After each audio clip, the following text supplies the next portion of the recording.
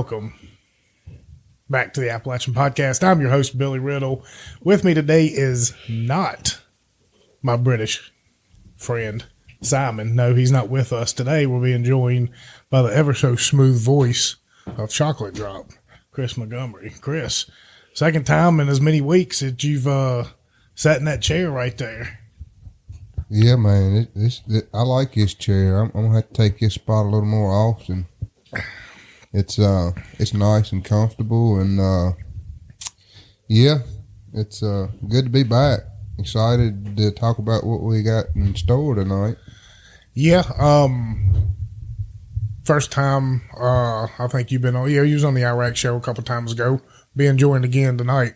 Also, Carter Chitwood. Y'all remember him from some of our baseball and sports shows. Carter, good to see you again. Good Billy, to be back. I'm telling you, man, we've got to get Don Johnson up here and get him in your house. This is the second time I've been in your house and something paranormal has happened. I mean, we got the door shut and it just all of a sudden opens. Don't lock us in here. Because if stuff goes sideways, I'm going through the door. You ain't locked. It's barely even shut. That's why it pops open like that. There's a draft in here. It ain't supernatural. That's a wind. Oh, okay. So we're talking no ghost stories up in here tonight. Last time we was in here and Billy reaches around to grab his beer, and all of a sudden the beer bottle just falls over. I mean, he was 3 foot from touching it. Mm. Speaking of Don, actually, for the theme of this show, Don was one of the people I reached out to as well to come try and join us tonight. But he's got some other stuff going on. But go check him out at Beyond the Dark Paranormal. Got a lot of cool stuff going on, and I think him and Kelly, they just recently started a podcast, and they got a lot of cool stuff to talk about. And he's told me they're recording tonight, and they're going to be talking about, I think, UFOs and Bigfoot and kind of stuff. I think that stuff's really interesting. I'm a hard skeptic on most of it. Well, people probably see me running through the woods after something, think I'm Bigfoot, but it's either because I got something on my hind end chasing me, or I'm after something. But the whole Squatch thing, that's a little out there, but it is interesting. Any of it is. I mean, even to the aliens and stuff. I don't know. I think if by their standards of how they say this world works, I'm not even gonna get into that. Just using their definition and stuff and how vast and far away. If anybody or anything out there has been smart enough to get to this planet by now, they probably done wiped us off or destroyed us, or you know what I mean? So if there is anything out there that's unexplainable, it's probably either light shows or I will. Well, the light shows are even explainable, like up in Alaska and whatnot. Well, the northern lights and stuff. I'm just talking about using holograms and stuff to make things jump and bounce in the sky. Or perhaps I will entertain, going a little Alex Jones here, the interdimensional aliens or something like that. Like, that could be what demons are. People see demons and they're actually aliens and stuff. They're just on different planes. And as idiotic as we are as a society, you think they'd want to live amongst us? No, not let us know? I got a joke I'll tell y'all after we get off air. It's actually pretty funny, but for the sake of our listeners, it's not like nasty, but it is. I mean, it's funny. It's just not a good joke for kids to hear. Yeah, we want this to be a PG-13 show. And it's got to deal with aliens and anyway. But before we get too deep into the podcast, I might just take over this chair. I'm really starting to like it, man. Let's talk about why he isn't here tonight. Where is the semi-professional co-host? I heard semi-professional. I heard he was playing Elmer Fudd with a coyote. Oh Lord! Yeah, I got a message the other morning, and he said, "Y'all would have loved to have a picture of me this morning." He said, "I woke up, heard the dogs bark, and looked out the window," and he said, before I even knew what was going on, he said I was middle of the field deep in my boxer with my AR in my hand. He said the worst thing about it is I missed him.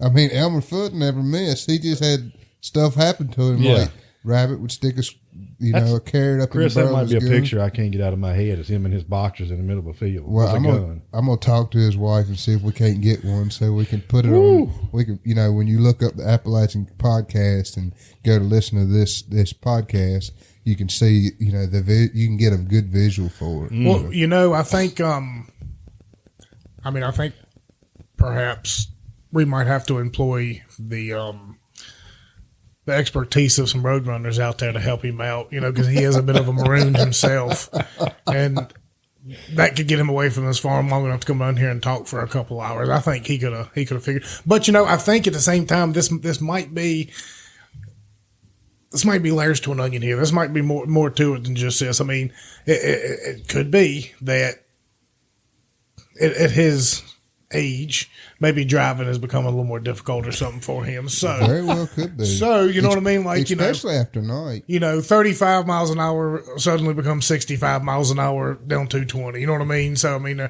so that could be. So for anybody out there, look, we would like Simon to be here for these shows. So patreon.com/getontap. Become a subscriber. Help us out. That way, maybe we can get enough money to get a chauffeur for him. We're thinking big. And, if you just want to do a one-time donation, Cash App is Get On Tap. Same thing for Venmo, and PayPal's WB Riddle. But the subscriber stuff, we're going to start jumping back more into that. We're coming at it with kind of a new outlook. I think on the subscriber side, we're going to try and do it once a week and keep it to 45 minutes to an hour at the most, and maybe not bring in as many guests, maybe just one other one, but, touch on a few things that are going around here in town. Make sure, because, Well, we got a bombshell coming. Y'all better buckle up, pucker up, because just because I didn't make it to the town meeting doesn't mean I didn't listen to it. And I'm still trying to figure out if the town has already bought the land, because the mayor talked like that they were still waiting on the contingencies to make sure that they were go for the buy, but the town manager said the assistant manager, he made it sound like the land was already bought and the town is $5.5 million in debt. So is that going to put us $10.5 million in debt, or is that the purchase of the land? He might have been speaking in generalities, or it could have been a Freudian slip. Either one, but but either way, he one way or another, he let the cat out of the bag. Yeah. So I'm interested to see if if it's $5 million or if it's actually $10.5 million.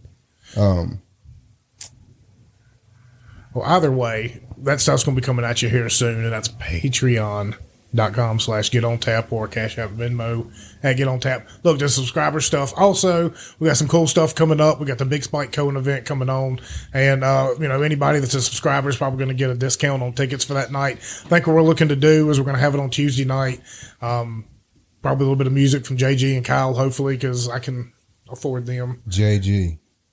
Is that our panhandling buddy? Yep, that's him, the one and only. AKA Josh Grice. Yep. Come on, y'all got to get off my boy Josh. He is. I'll tell you what, he's on his back. He's supposed to come play, and he's worth every penny that I'll be paying him. Wait a minute. How many pennies are you going to be paying him? Hopefully nothing. Enough people have listened to his garbage music through this show, through all the downloads we've had. I think he owes me one.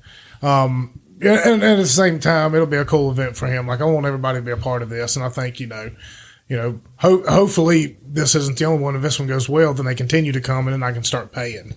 We can make a little bit of money and we can kind of make his town, kind of like a little hot spot for libertarians out there in the world who want to come hang out. But it's going to be looking around probably like $10. We're going to do it across the street. You get in there, you get to, there's going to be a burger bar. You go to the early inn? Yeah. At the early end, there'll be a burger bar and all this kind of stuff. I thought maybe you meant at the Harvester or something. You was going across the street that way. I'm glad y'all brought that up, because the other thing, and I promise we can move on. The other thing is,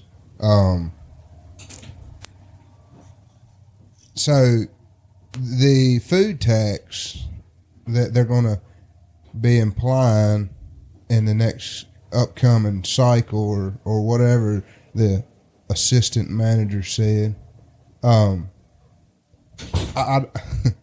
maybe it's just me, maybe I am that dumb, but the out of town people that come to visit are paying that out of town tax. So do they know who is out of town? No, there's no way to tell who's out of town. We're all going to pay it. That's right. It's going to be across the board. But they keep saying that it won't affect the locals. The locals won't be paying it. It'll be like a food tax for out of towners. So are they going to card you when you order your food? Or, that's what I want to know. I mean, that makes absolutely no sense. And most of the people that come into the town from out of town are locals of the county. Just live in the county. They live in the county. They come in to do the grocery shopping or date night and, go grab a bite to eat. Because, as we've heard on this podcast and we know, the Harvester's not bringing a lot of people into town anymore. No. They have, one show a month, one every other month. Yeah. And, it's not bringing out-of-towners here like it used to.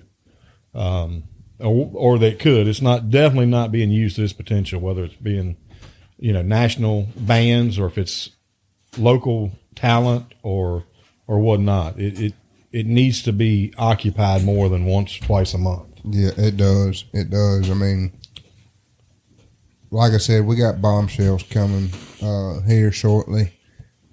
Since we got accused of just throwing BS out there, I think we've backed up. We've started doing a little digging, and the next time we really dive into it, we're going to throw some actual numbers at you.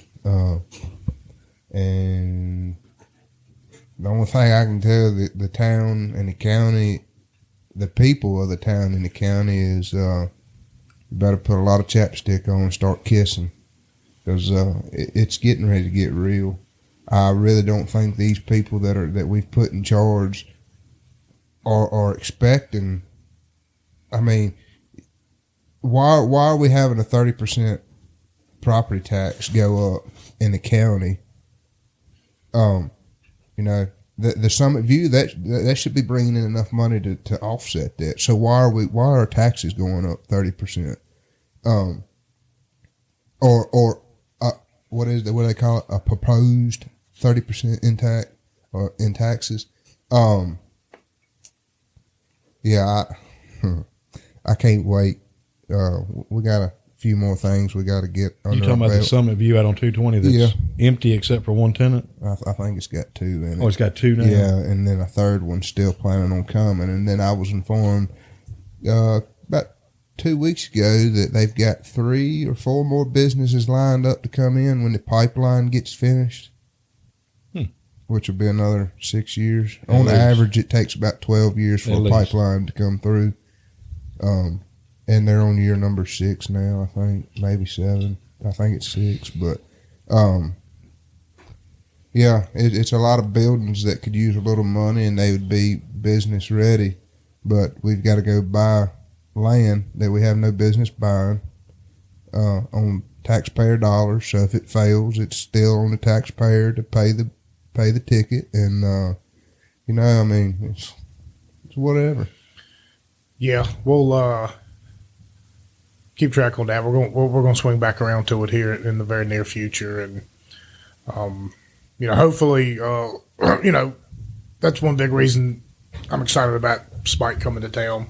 I want a lot of people to pack that place at the Early Inn on Tuesday night and get in there and ask questions, because he's going to come at you with the most logical answer that we can use these resources to figure out ways to start avoiding this nonsense. There's going to be a lot of good discussion. We'll talk about that more and more as it starts getting closer, but it's starting to get there. So keep that date available. I think we're going to do it Tuesday, May 23rd, I think. And, shout out to Brian and them over at the Burger Company and the Early Inn, 467 Franklin Street, right there in Rocky Mount, right across from the Harvester. You got the Early Inn, the Burger Company.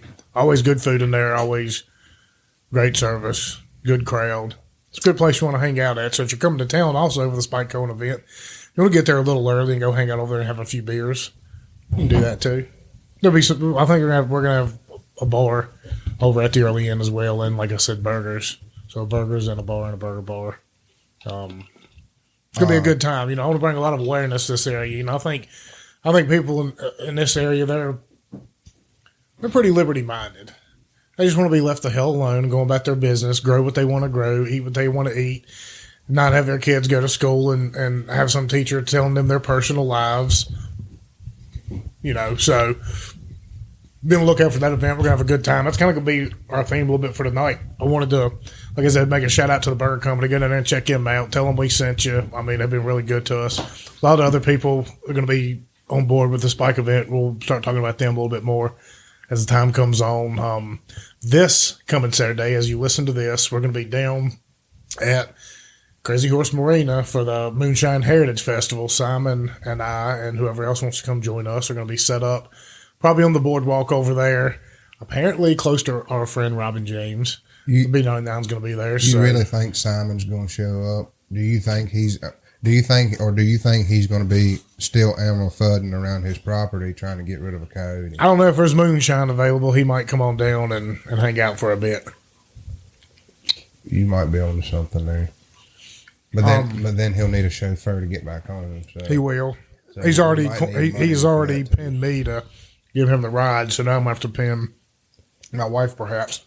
I don't know what time we're going to show up. Well, guess what, fellas? Being that it was on your mind when I pulled up, I'll just go ahead and I will be your chauffeur. I've got a minivan now. Oh, yeah.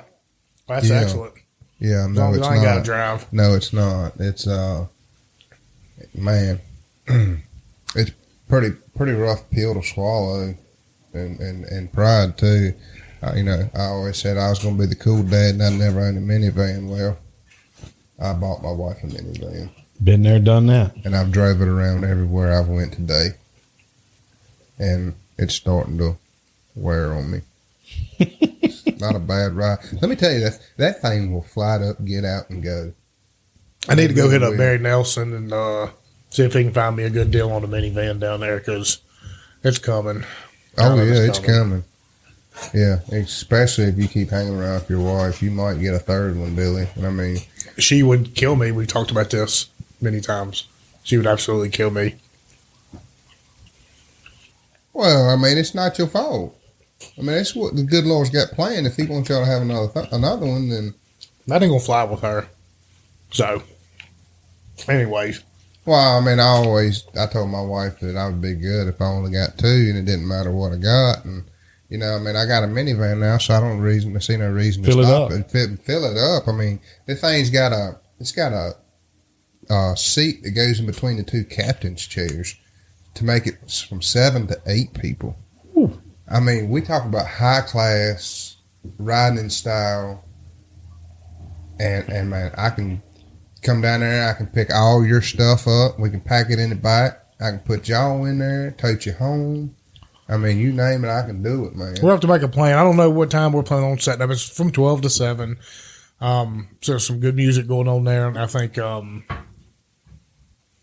Colby and them are going to end the show. Matt and Corey are beginning. Maybe we can get them two on and talk some UFOs or something. I think Matt likes that kind of stuff. But yeah, maybe Henry will come on the show. I'm sure Sandra will probably jump on. Is there some people passing through? Anybody just want to jump on the show and talk for a minute? And you can talk about anything you want to. Talk about how much you like Simon's accent. Talk about how much you hate us. We don't care. Come on, hang out.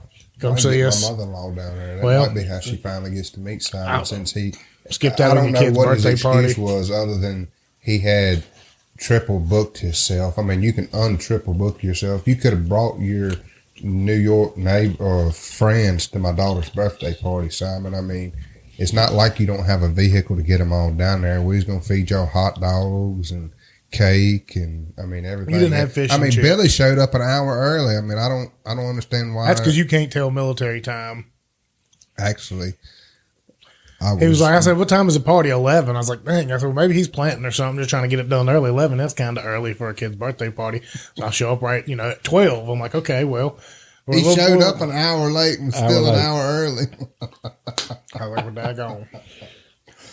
So, yeah, come check us out at the Moonshine Festival this weekend. We're going to have a blast over there. And, also be on the lookout over there at 5 Points Music Sanctuary. Check out all their shows. Tyler, love what he's doing over there.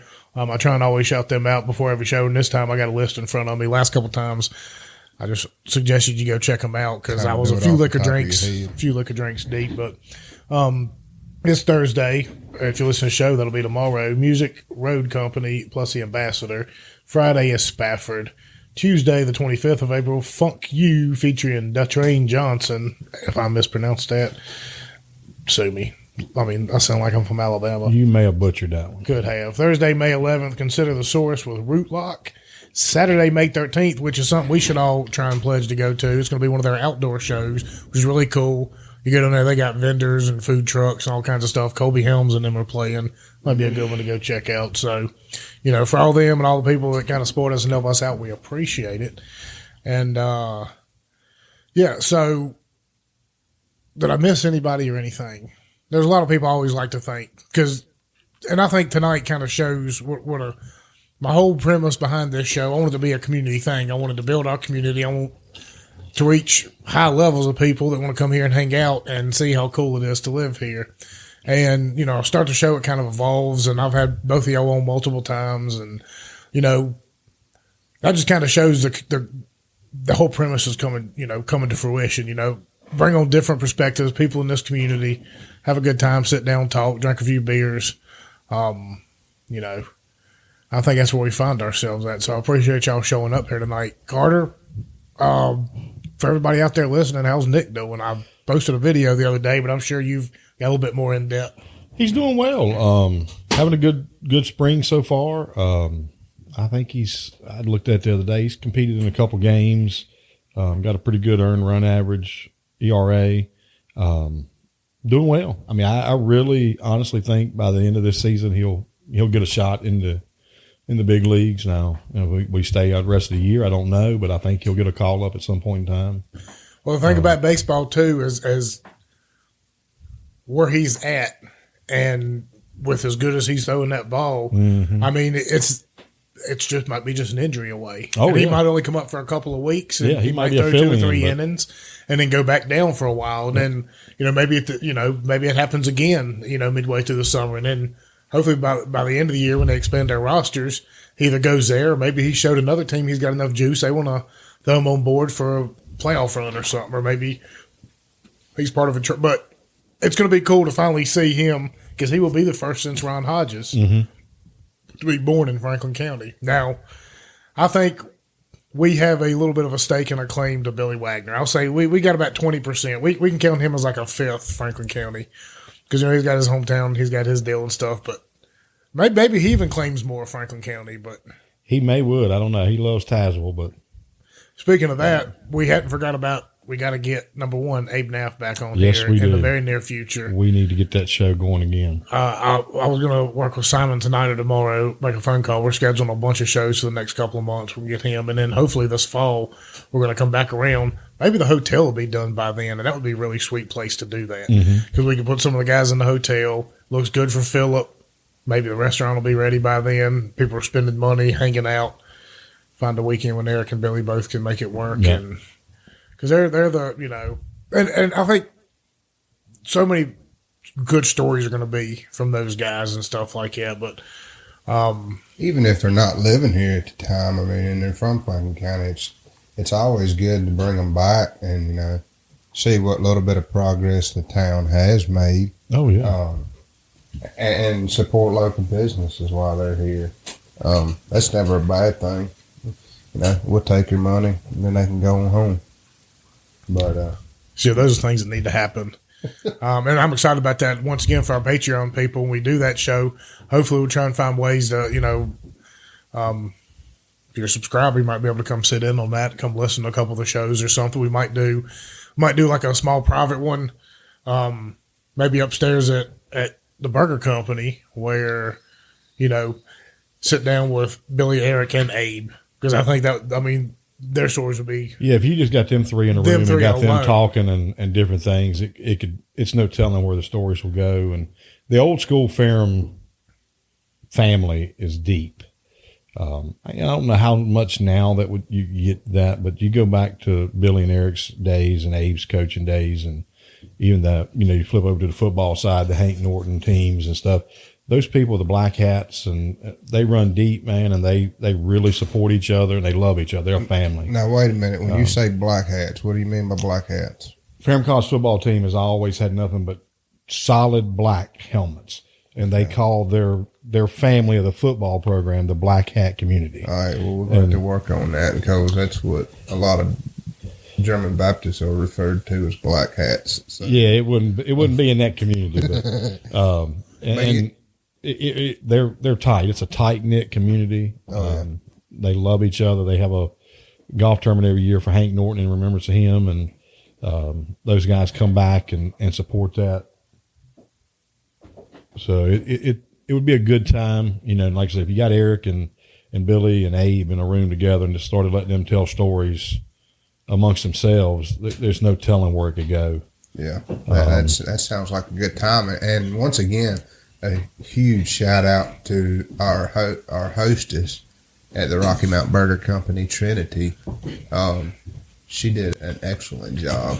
Yeah, and for old Rick Reeves jumping on board that night and hanging out for a hot minute, that was a pretty good time. Yeah, that was. She kept us well fed and made sure we didn't run out of anything. Yeah, we didn't get thirsty. So maybe for subscribers and stuff, something like that, we'll. But hey, for a few of them, get to sit in and listen to that show in private. A few other people we might auction off some tables or something. But also, the following day, doing like a show with 8 or 9 of the teammates, like a bunch of them up there at one time, because then you can get some really good stories there. So you get a little bit of both. But I would like to get things like that. You get access to that if you're a subscriber. I'd like to get a handful of Meeks. The guys that played ball with him, Thomas Meeks. Yes, because I would like to see the reactions and actually get real deep into them talking about having to run laps due to some of his shenanigans. If you said you could do a 24-hour marathon podcast on Thomas Meeks' shenanigans, I am 100% sure of that. Ain't no doubt about it. And probably a lot of people from those teams back in the days. But hey, I played baseball in 5th grade, the last year of my elementary school, the Burnt Chimney Marlins, and I still got my uniform. Just an update on Nicholas Robertson. I just went and checked it. Looks like he's appeared in 6 games so far this season. He's 2-0 with a 1.08 earned run average. Pitched 8.1 innings, 13 strikeouts in 8 innings. That's pretty good. So he's having a good season so far and throwing well. So hopefully he'll get an opportunity to move on to the next level, whether it be via injury or whatever. But anytime you can get a chance to go from AAA to the big show, it's a unique opportunity, and I hope he gets it. That just goes to show you how good the seed is for Franklin County. I mean, he's looking at going to the big leagues. We've got guys driving cars, race cars, and they're putting the heat on all the other guys at the tracks. We got Terrell Basham and Rick Reeves, and it's just a lot of good stock coming out of Franklin County. And it kind of always has been. I mean, even going back to Satch Worley, I mean, back in his prime, he laid the laps on the track, man. He one of the best wheelmen there ever was, especially in the modifieds. Yeah. Yeah, I mean, Frank County's ripe with talent right now, and it's something we should be celebrating, and for a lot of the reason, keep tabs on these kids that are going and doing these big things from here. Like Brian Maxwell, too. He's out there bare knuckle box fight. You know what I mean? I don't want to get punched in the face with a bare knuckle. No. I don't want to get punched with anything. Nothing, ever. I'm too fat and slow and don't care enough anymore. But to go out there and take those hits and fight and win and do the things, I mean, support these guys because, it takes. I wrestled with him in high school, and I can remember when I outweighed him. And he just seemed like a real skinny guy, and I was looking at that picture the other day. My gosh. Dude, I mean, you can tell he's putting the work in. Oh, yeah. And for that reason at all, like people like that, we want them to, if they're not going to come back here, if they're going to go make a lot of money and be able to, if they want to go somewhere else and start their own life, great. But you want them still coming back here and still being a face of this area, so you're inspiring kids to work hard, not work hard to be able to go make it pro, but just work hard. That's right. Work hard. That's it, because you're not going to make this stuff if you ain't working hard. And he had very humble beginnings. I went to school with his younger brother, and that just goes to show if you're willing to put the work in, it will pay off. Well, most kids in this county that are going to make something of themselves or made something of themselves had humble beginnings. I mean, there's been a few that had the silver spoons and things, but there's if you go and support the teams that are playing right now at the high school, there's a baseball player on the varsity baseball team that's getting ready to go to Virginia Tech to play Division I baseball. And that's a feat in itself anymore. I mean, with the talent that's across the country in the state of Virginia and North Carolina, everywhere else, for a kid out of Franklin County High School to get a shot to play Division I sports at really any level. I mean, we've got him that'll be going, Preston Crawl, that'll be going there. There's a young lady that's there now that's on the track team that was a state champion here, Kylie Cooper.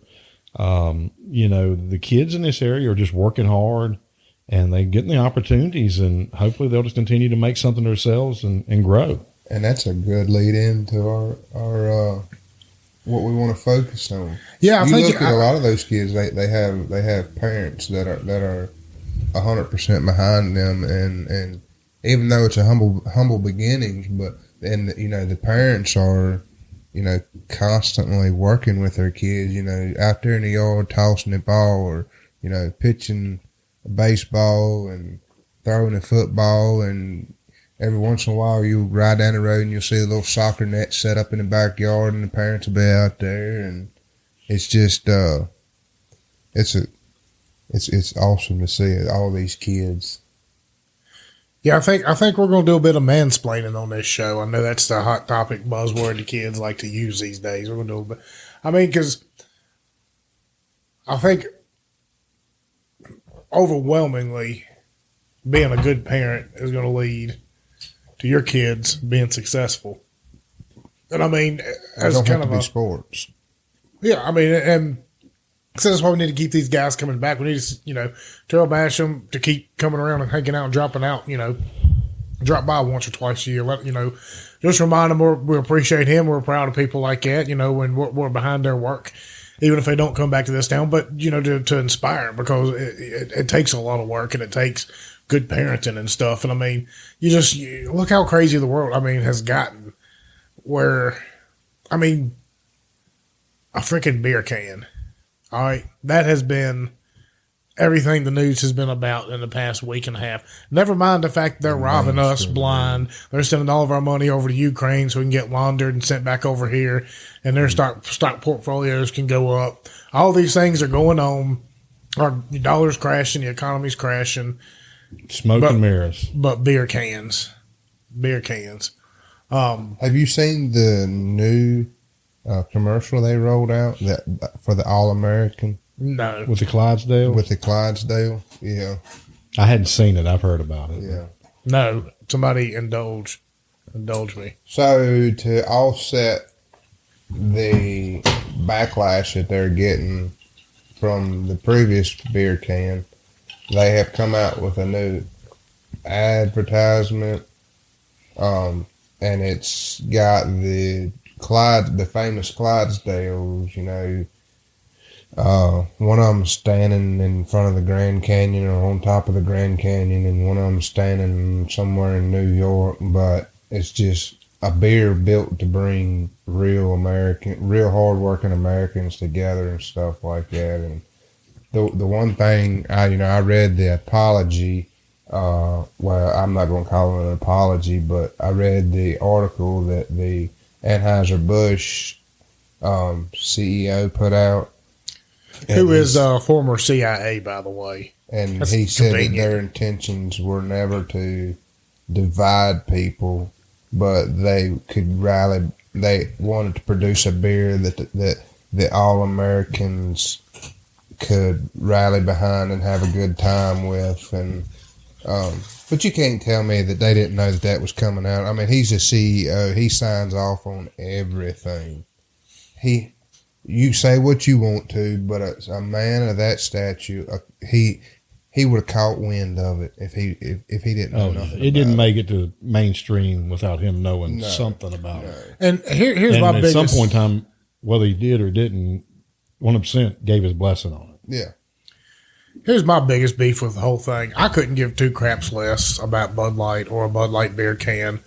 I think that at the end of the day, it's just smoke and mirrors. It's just another thing. Absolutely. But I think what really irritates people, because this isn't, and people have turned and twisted this into a pride thing. Mm-hmm. Okay, Bud Light and all these places have put pride flags and all this crap on cans plenty of times before, and nobody has. So why do you think it's different this time? All of a sudden, you want to throw pride? No, it's because I think they're trying to hide the fact that this lunatic that they're promoting is like target audience is children. This person who gets up there and dances around and disrespects women in the most vulgar of so I mean, like, just walks around and parodies stereotypes of women that don't actually, like, no women actually act. He's being like a Valley Girl from a 90s sitcom. No women actually act like. So it's a awful character. It is no different than somebody walking around, a white person walking around in blackface talking like he's from Detroit or something. That what he is doing is no different. It's no different. But yet he's being celebrated for going out there and degrading women and using, and his target audience is children. So I think that's the difference this time. So anybody's trying to make it a pride issue. I don't think anybody cares. Like nobody's given a shit about that for 20 years now. The only people that continue to make it a thing are people who would be out of a job if they couldn't make something a thing. You know what I mean? Mm-hmm. Yeah. Those people are out there. But, nobody cares. Stay away from children. Don't, So I think that's my biggest beef with the whole nonsense. Otherwise, I don't care. Don't drink Budweiser. I don't drink beer at all, so I'm out on the whole thing. It care less if they never make another one way or the other. Well, I mean, it's not like you can avoid giving them some kind of money. I mean, you go through and look at the parent. I mean, Anheuser-Busch is a parent company for like 40 different beers. Oh, yeah. Anybody drinking Devil's Backbone out there, that's Anheuser-Busch as well. Oh, yeah. Their portfolio is deep. Very much so. You can't get away from this kind of stuff. No. It's the same with them. It's the same with like you look at Cargill. I mean, I'm going to say that 75% of the farmers around here, whether you're a dairy farmer, beef farmer, or just a crop farmer, in some way, shape, or form, you spend money with Cargill. And they've got their stamp on one of the drag shows. They're flying a flag, the banners, and they're, Cargill. I mean, that's everybody around here sends their stuff to Cargill. You can't get away from Cargill. Yeah. And that's a middle finger to the farmers. I mean, it really is. I think that's a big part of it too. Is like, look, I mean, be who you want to be. I could not care less what you do. I think if I walk into a doctor's office and say, you know what, doctor, I want to be Captain Hook, where you cut my hand off and put a hook. That doctor's going to look at you and say you're out of your freaking mind. But if you go in there and do it with your genitals, you're brave and stuff like. Yeah. Like there are so many numbers and stuff out there. You can sit there and they're going to start screaming transphobic and all this shit. Nobody's transphobic. Nobody is scared of shit. What the issue is it's not normal to want to cut yourself up. In Germany, 70% of the people that fully transition to from one sex and to the other sex commit suicide. Wow. Yeah, it's like 40% or something over here. I mean, it's ridiculous. And those numbers are just now starting to come out because when the U.S. when all this first started coming out, the U.S. would not keep record of it, and it's just like farmers committing suicide. It's not a suicide unless it's a gunshot wound. I mean, Well, they keep the records. They conveniently hide them and place them in other areas. Probably. But it meets their narrative. Yeah, that's whatever right. that may be. That's right. I pulled security for a guy who come and talked about that to a group of people one time, and I'm not going to share his story. You can find him. There's stuff out there, but it was mind blowing to hear his story and why he felt the need to go that way, and then come back and the number one thing I took out of that, and it's something that I struggle with the church. I go to church and I believe in God, and on some of these podcasts I've let my tongue slip a little more than I should have. My mom would agree. But his thing was, when he was in the transformation state, or when he was wanting to be a woman, he kept trying to go to church, and all these churches would either just run him out, or nobody in the church would have anything to do with him. And he was homeless, and somebody offered him a place to stay, and they were like, we don't mind you staying. Would you like to come to church with us? We'd like you to come to church with us. And he was like, why? There's been so many other churches that's kicked me out, or they, won't accept me. And she was like, well, our church is not like that. And he's like, I've heard this before. And the number one thing, and it stood out to me and stood out to him, and he said, this is what got me really to thinking. He walked into the church, and the pastor said, hi, how are you? And he said, I'm guessing you know about me. And the pastor was like, I don't know nothing about you. And he said, well, was told that he was a man transitioning into a woman, and he's like, you're probably going to preach about how I shouldn't be doing this, and he said, the preacher looked at me and said, well, it ain't my job to judge you, it's my job to love you. Exactly right. And I think if we had, just in general, this is not just for trans issues, this is just in general, if we'd spend more time loving each other and less time judging each other, I think it'd be a whole different world. Well, that's the thing. I mean, I'm, not to get on a religious tangent here, but if the general population and the general consensus of Christians or Judeo-Christians today, if they went and followed Jesus Christ when he was living and walking on the earth and saw who he hung out with and who he preached to daily and taught daily, they wouldn't want to be around him. Yeah. Because he didn't go to the rich people of the churches. He went to the lowest of the lows and the degenerates and the lepers and the people that nobody else wanted to be around. He went and hung out with them and preached to them and showed them why he was here and what he was doing. And, that's right. We've lost sight of that as a church today. We want to be all high and mighty as a church and better than thou, and that's not how it's supposed to be. We're not here to judge them. They'll be judged one day. We'll all be judged one day. We'll all be judged. And that's not for anybody on this earth to do. He said, you without guilt cast the first stone. Yeah. And I mean, for me, and I think a lot of people think like this, and maybe they do, maybe they don't. I honestly, legally speaking, I don't really care what you do if you're an adult. I really don't. You shouldn't be pressing it on kids. You shouldn't be pushing any of this on kids.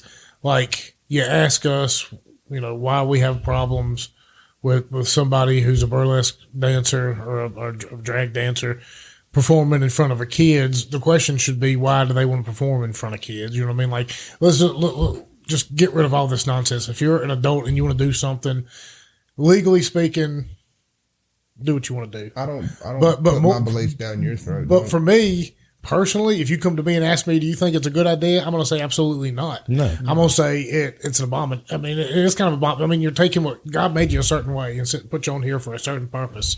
You know what I mean? Don't go cutting yourself up thinking that's going to change you on the inside, because it ain't. And that's what I tell people. And like you said, just, love people either way. But don't.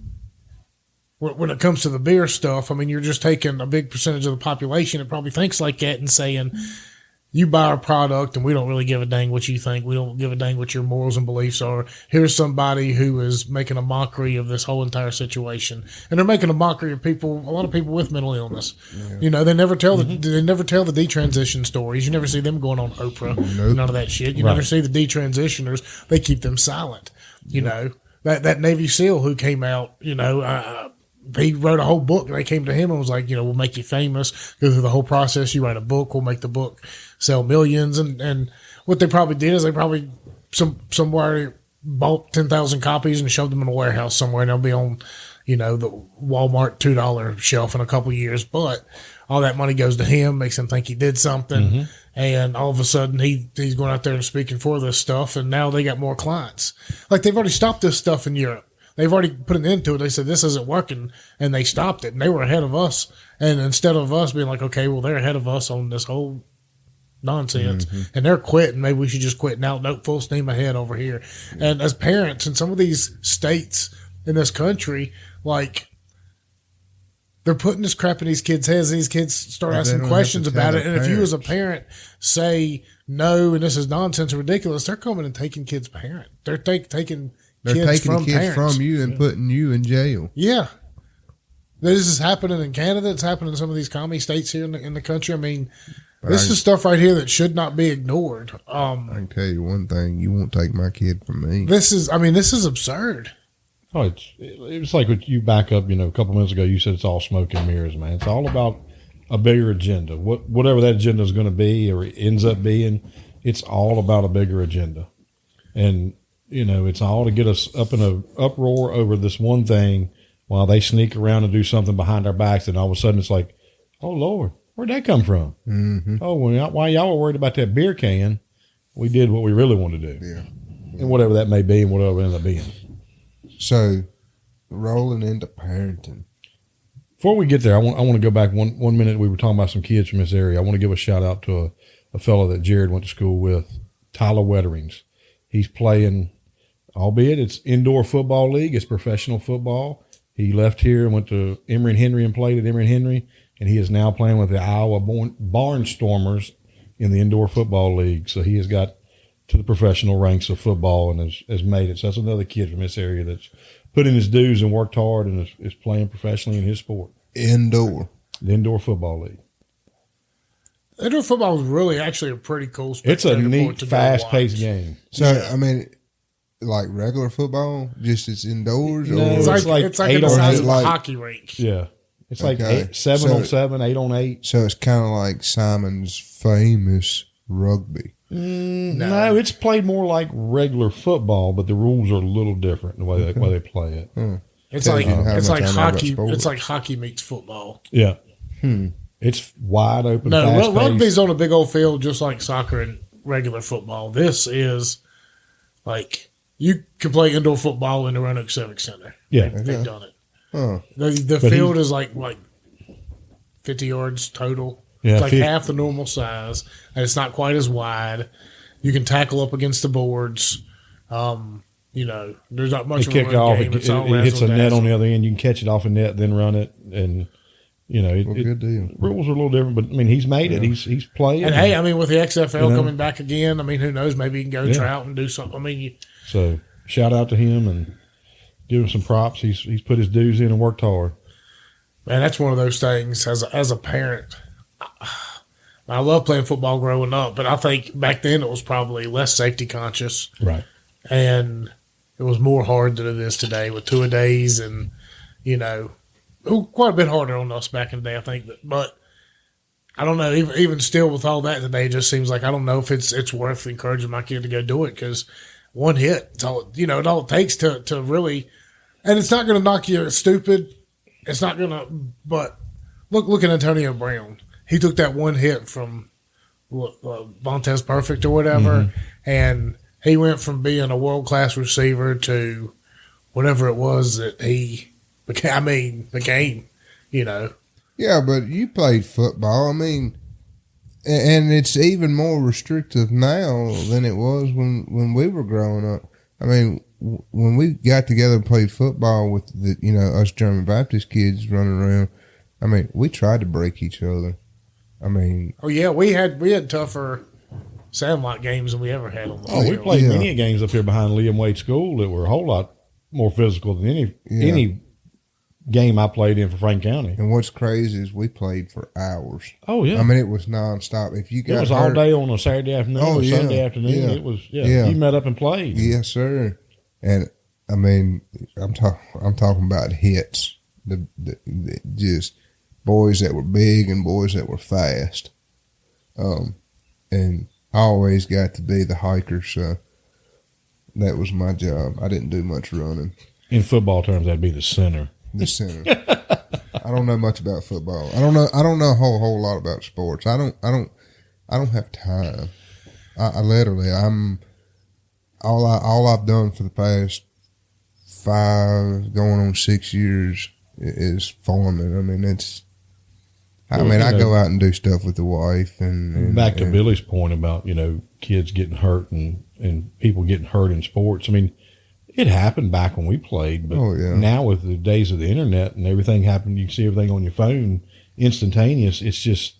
It's out there and portrayed more. And that's why everybody gets in an uproar. Oh, my kid can't play sports because they're going to get hurt or this or that. From a dad standpoint, I want my daughter to play that softball and soccer. And plus, my thinking is too, if you're going to go out there and beat yourself up in high school and perhaps college in football, and something really, you could get knocked stupid.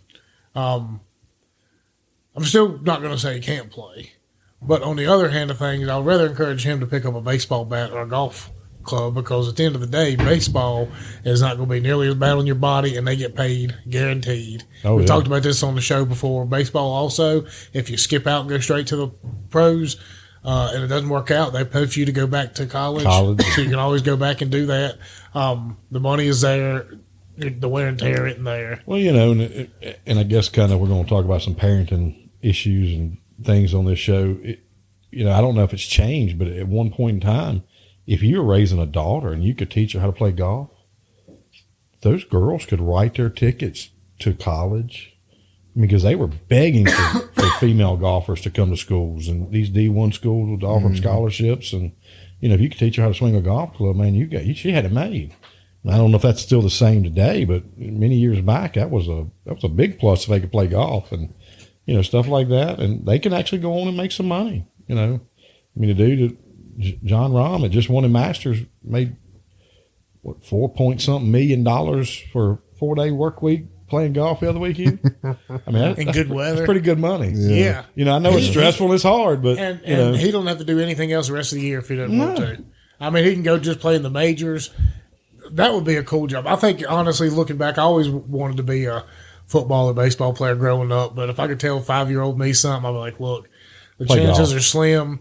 But in golf, you can pick your weekends. You ain't got to play in all of them. You're always playing in good weather. He's a PGA, I think it is, and Masters champion. So now you'll have tournaments that are paying him guaranteed money just to come play in their tournament. Yep. I mean, he might come play in the Willow Creek Invitational or whatever it be, and Willow Creek's paying him $3 million just to show up, not including his purse money he'd win. Yep. I just saw, I think it was Rory that he didn't play in the RBC that played this weekend. He lost $3 million by not showing up guaranteed money just to show up and play. Just to show up.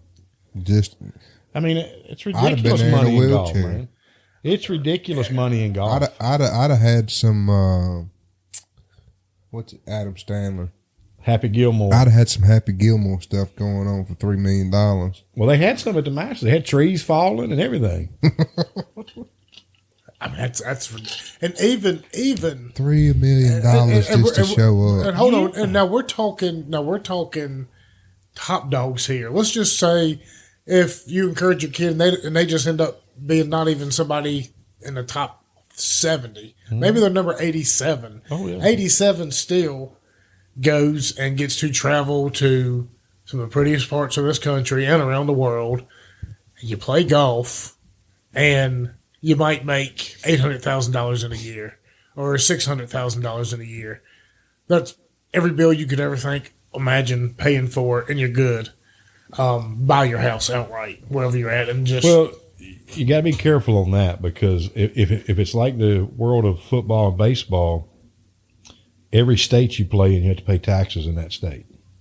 So if you go play golf in Arizona, you have to pay Arizona state taxes on the money you won. So whatever money you win in that state or get paid for playing in that state, it used to be you had to pay taxes. So if he'd have played in California, he'd only come home with like $100,000. Yeah. Still though, weird. I mean, It's a still being weird ranked, dynamic. still being ranked 89th in the world and making $400,000 or $500,000 is still better Huge, than what most people. You know what I mean? What a job! Yeah, Seriously, just to hit a golf ball. Yeah, and like George Carlin, his old jokes, and find it. Be happy you found it. And then maybe if you're not good enough to play, you go out and you get somebody hooked up and you go caddy for them, and you make 10% of what they made that weekend. Yeah. I mean, 10% of $4 million is a lot of money. That's a lot of money. That's a lot of money. That's a lot of money. Mama, we're going on vacation. To wear a little white suit around Augusta for 4 or 5 days. Yeah, and hand them the golf club. And say, hey, you're 87 yards to the pin from here, and they've got it all down to a science. Just wrote in a book. They know what they're going to hit, but that's just crazy. I'm going back to Augusta, talking about the trees falling. Talked to my boss the other day. He was down there and said when the trees fell on Friday or Saturday, whenever they fell, I think 4 of them fell. By daylight the next morning, they had every one of them replaced. They flew them in, dug up the other ones, dug a hole, replaced the trees like they'd never been missing. You're kidding. I am not. Augusta is another world when you go down there and play on that course. Everything is green. So if you go to concessions, everything you get, whether it's a paper cup, whether it's a piece of paper, napkin, everything's green. So if you drop it, it blends in with the grass. And then on TV, it doesn't show up as an oddity. It's the most beautiful golf place in the world. And before long, I bet you in the next 10, 15 years, it'll have its own postal code. Because they're buying up everything around there. That is the most first world thing I've ever heard in my entire life. Trees fell down and they flew in. Flew them in overnight, helicoptered in, and replaced them before the round started the next morning. How big of trees were they? They were huge, but they have their own nursery somewhere, and they flew them in from wherever it was at to replace the trees. I think I'm moving to Augusta and get me a job working. I got a green thumb. There you go. Well, there's like if this house was in Augusta, Georgia, you could have rented it last week when it was there for $25,000, $30,000, $40,000, $50,000 for the week.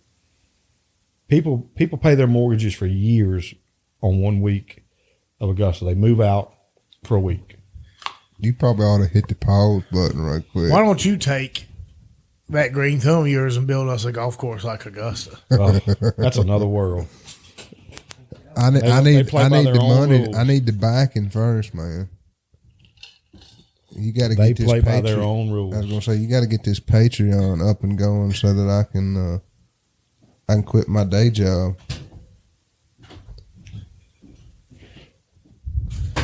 But to move on to being a dad, while we actually sat down to have this conversation. Well, this is part of it. I think sports. Oh yeah, is a huge part of being a parent. Like, it is. It teaches them things, but. Well, it teaches them character. I mean, but it's so hard these days with all the participation trophies and everybody should get to. I mean, kids. I mean, they're losing to such a strong part of life. Oh yeah, you're supposed to fail. It teaches you. It teaches you how to get back up and. So there are positives. Yes, absolutely. So was you in the group message that I sent the Steve Harvey? No. So a flea can jump. I can't remember. It's like 33 inches, 31 inches, straight off the ground and back down. And the flea is born knowing that it can do that. It can jump at 31 inches. But if you take that flea and stick it in a mayonnaise jar, that flea will jump until it hits its head, and after it hits its head enough times, it'll know that it can only jump high enough, and it'll quit right before it hits that lid. If that flea has babies, they're raised in that same mayonnaise jar. Those babies will only jump as high as that mayonnaise lid is. It's a learned condition. It's a learned condition. Yeah. And so, failing and then learning how to have to get back up and try again. It's exactly what we're doing to our kids today. It is. But whether you agree with it or not, but the participation troubles, everything. It's these right here. Yeah. Every kid I see has got one of these in their hand. Oh, a phone. Well, every a tablet, kid, every adult. Xbox. And me personally, if I can get away with it, I told my wife, I said, my daughter won't have no kind of tablet. Well, she got one for her first birthday. But I can guarantee you one thing, she probably ain't been on it but 4 or 5 times since she's got it. And she would rather be outside. I mean, last night, my mom and dad brought our minivan over. And Billy, wipe that smirk off your face because it's coming for you too. But so you know, that's what I've been thinking the whole time. So we would open the door, and me and my wife and little girl was sitting inside of it, and sitting her where she's going to sit, and just letting her run through it and get to know it a little bit. And I went inside, and my wife come in behind me, and she was like, "You're going to have to get your daughter." I was like, "What are you talking about?" She's like, "I tried to pull her out of the van, and she threw a fit. I mean, she's crawling, just in every little crack, just exploring." And I was like, "Well, just let her play. I mean, what's the worst she gonna do? Roll out of the van? I mean, it ain't gonna go nowhere." She ain't but 2 feet off the ground. That's exactly right. And only hurt for a few minutes. But we got chickens, and we raise cows and milk cows, and she wants to be out there with the chickens. She wants to go see her chickens. And I tell you a quick story right quick. Let's see, Wednesday this week, I was mowing Triticale, mowed all day long, and got down to the last field, and that field was right there beside my house. And I made the first round, and my phone rang, and I looked down, and it said my wife, and I answered, and I was like, "Hello." Nothing. I was like, "Hello, Daddy?" I was like, "Yeah." "Tractor?" I said, "Yeah." "Me?" I said, "You want to come ride Daddy to the tractor?" "Uh-huh." And about the time I heard my wife say, "Who are you talking to on the phone?" She's done figured out that she can unlock her mama's phone. This is at 2. Figure out she can unlock her mama's phone, find Daddy's picture, and call him, and click on it or touch it, and it'll call Daddy. Oh yeah.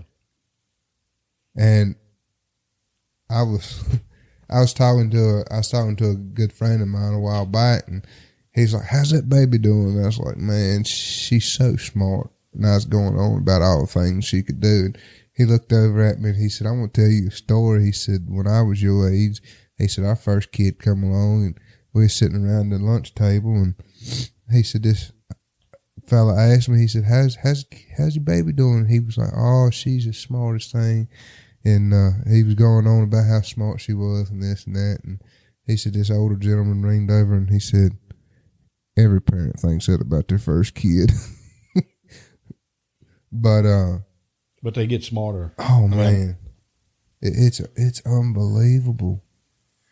But that's a learned condition. She sat and watched you or your wife unlock that phone numerous times, and she knew exactly what to do. It's funny when she gets in her copycat modes. I'll go to the doorpost and scratch, and I mean it feels good, and so like it right there, and she'll get up, next to the refrigerator, and she'll go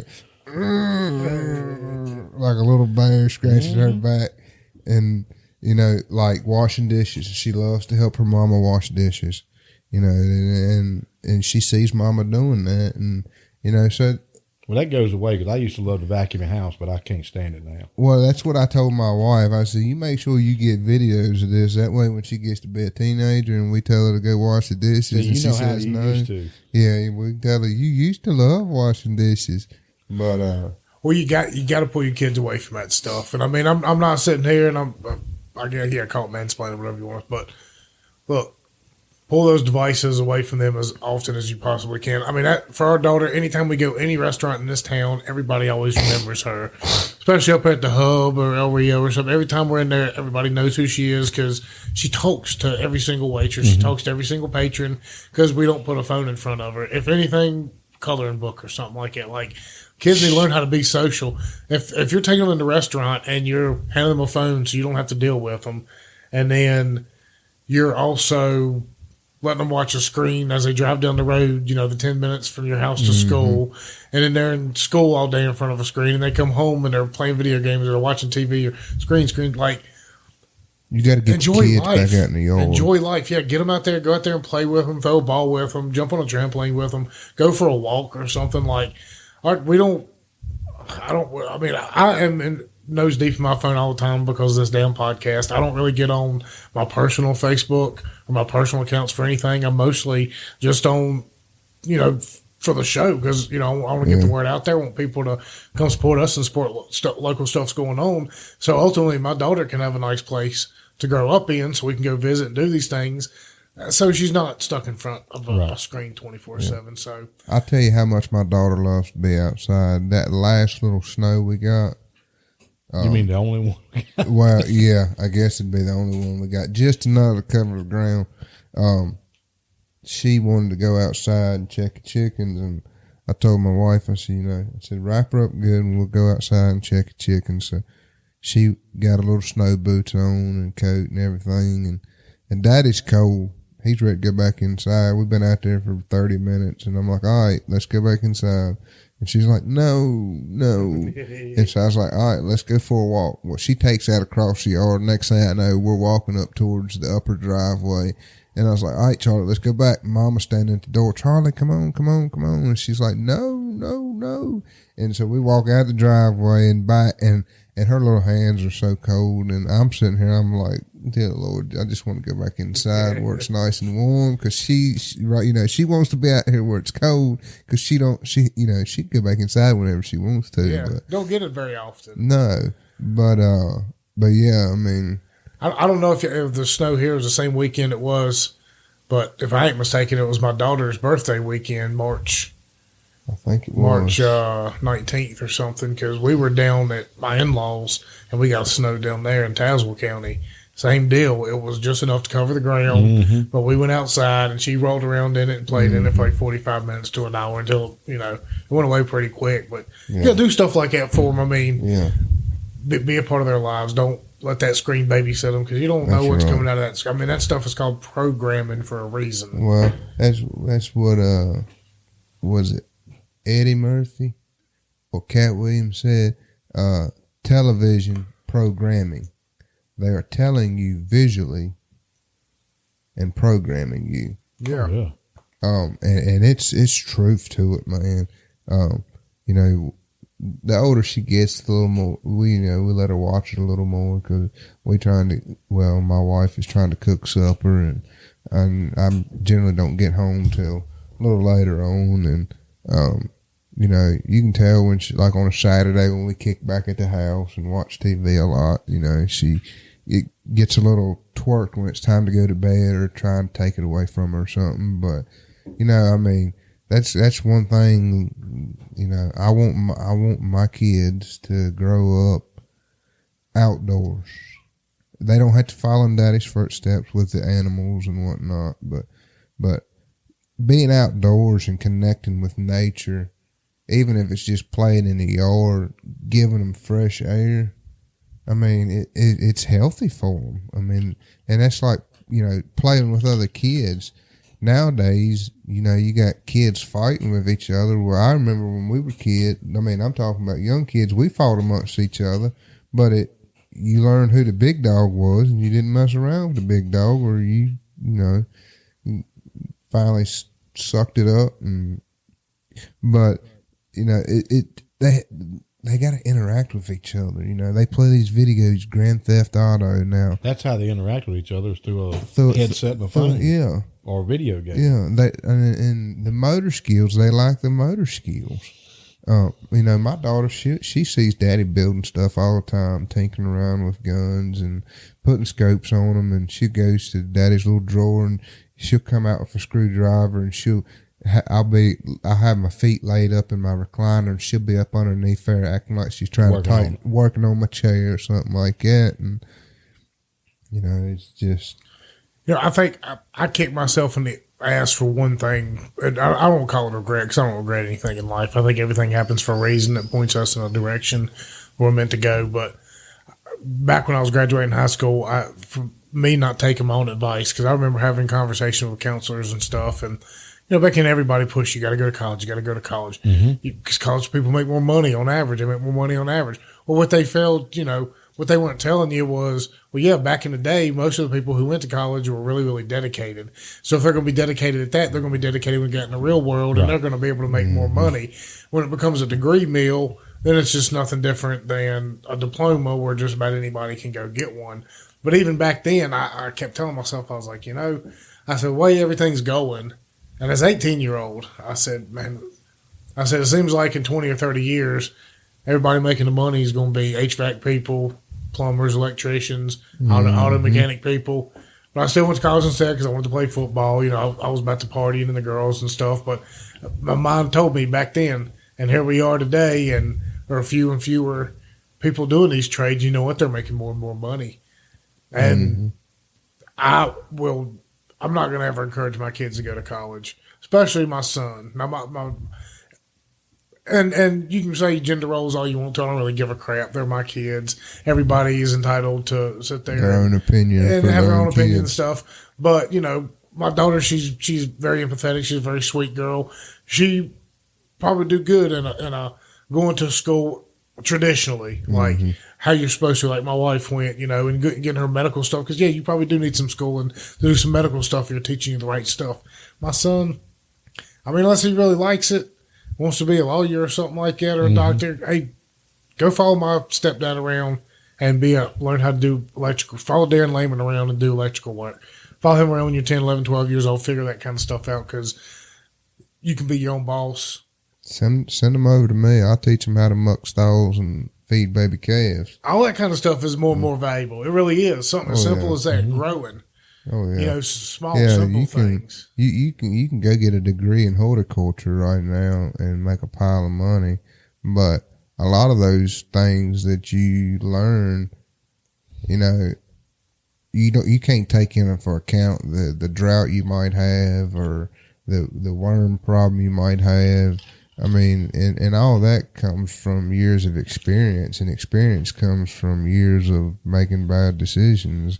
And so, yeah, a degree, to me, a degree is nothing but a piece of paper. For 95%. Yeah. Mine is. I have a degree hanging on the wall, but I have not yet ever done anything with it. I'm doing something totally off base from what I got a degree in. Yeah, that's like learning how to use algebra. I'm sure I could use it if I'd have fully understood it, in my line of work today. But, I drive tractors, feed cows, and shop work and mechanic work. Algebra, from what I can remember, I ain't ever used a dime of algebra in my day-to-day life. You could use it to plot out a field or something if you needed it. Well, I don't call that algebra. That's about 100 yards. Right, Well, exactly. Even something like history class, it's just watered down history and it's regurgitated the same stuff year after year after year. Take away those classes, get kids out of school faster, or use those classes to do things like grow. Well, now they're not teaching true history. Or how to do your taxes. No, they're not. They're doing watered down history. Yeah. If you want to help your kids out, teach them how to do taxes. Exactly. Do taxes. Actually, no, don't teach them how to do taxes. Teach your children how to avoid taxes. Teach them how to use the loopholes. Teach them how to write things off. Teach them how to not give the government one single dime of their money. That's what you need to be teaching your kids how to do, how to grow, how to do those things. But if you look back when we were growing up, not so much me, because a lot of my teachers in school were females, but I come from a German Baptist background. The women stay home and raise a kid, and you can call it whatever you want to, but this is how life was in the German Baptist community. A lot of your women stayed home and raised the kids, and they cooked and they cleaned.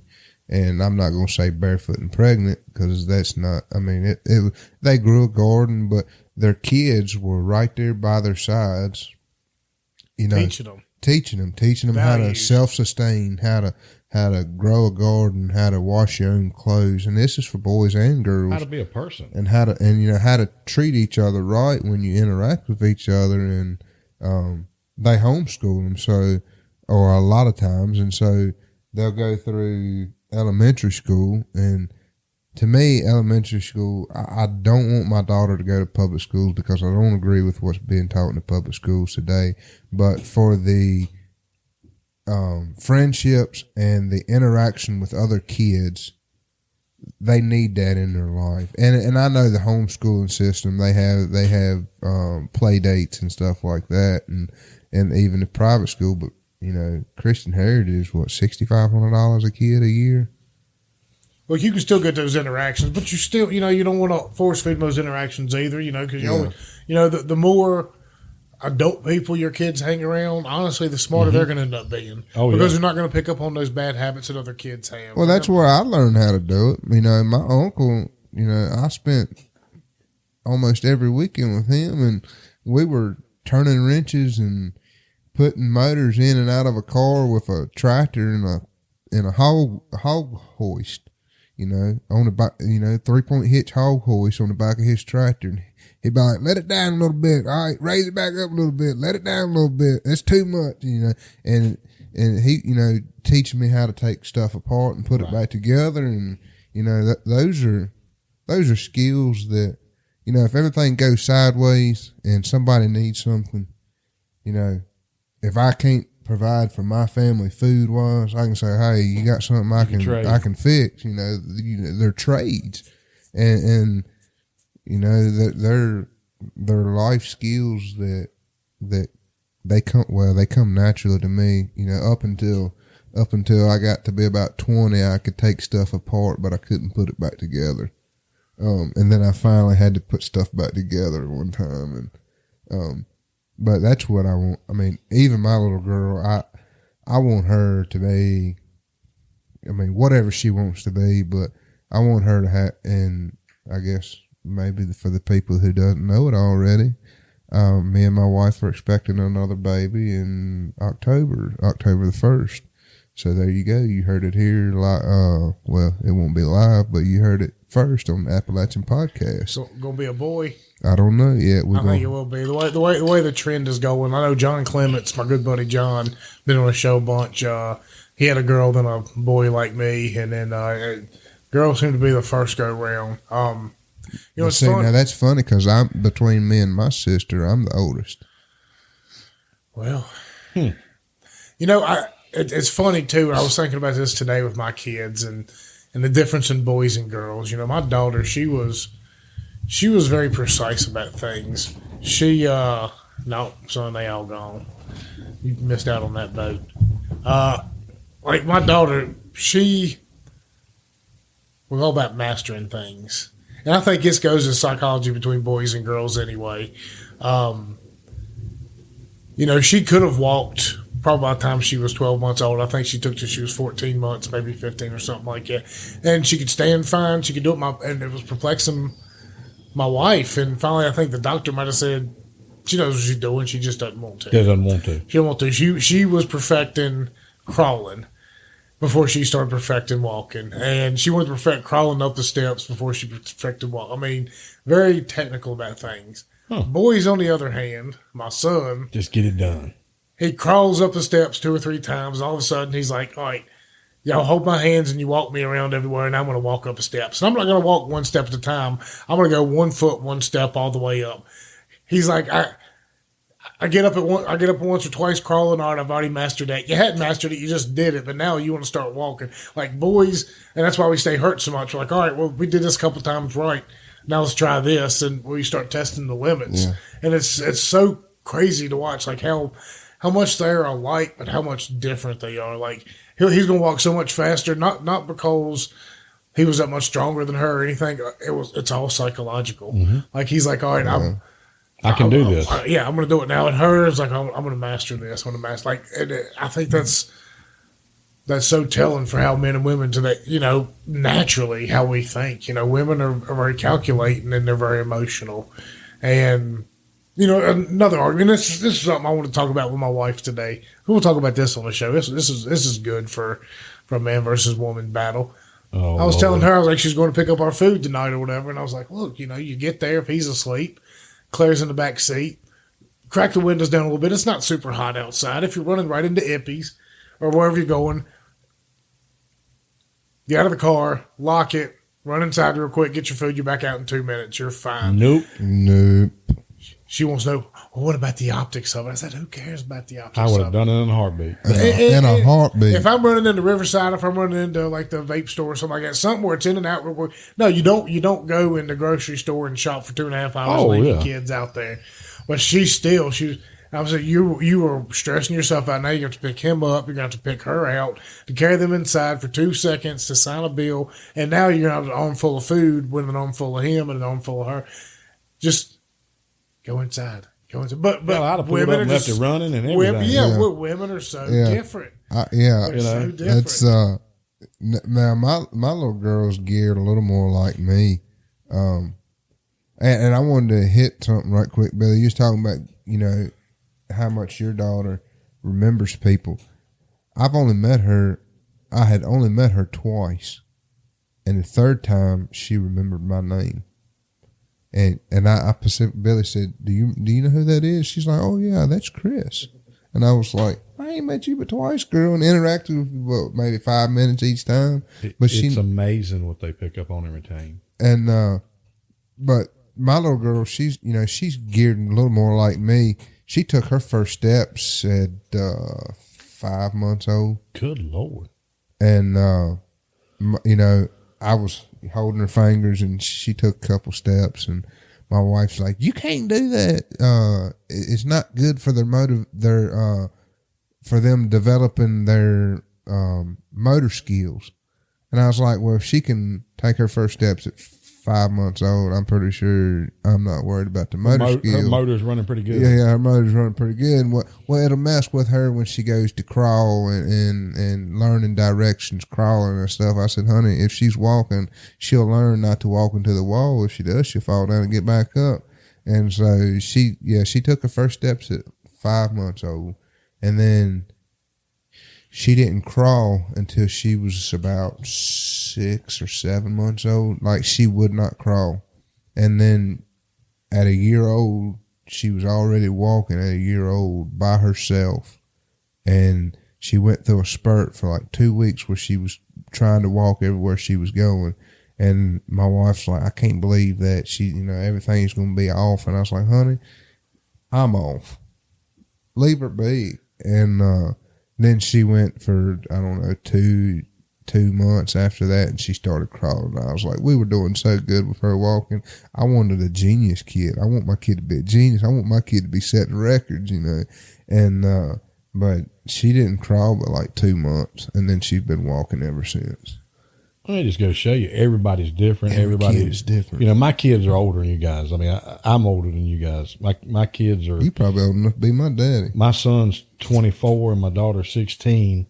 And then we also have custody of our niece, who is 12 and has Down syndrome.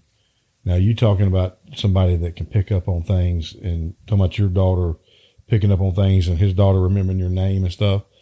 It just fascinates me what Anna picks up on in this world and retains. Yeah. We take it for granted. I take it for granted. And then all of a sudden we're riding down the road, and I kid you not, the first note of a song comes on and she goes, Eric Church. Yeah. And I'm like, it ain't even hit like the second and third note of this song, and she knows who it is. Yeah. And I'm like, it's phenomenal, man. And what they retain and what they learn.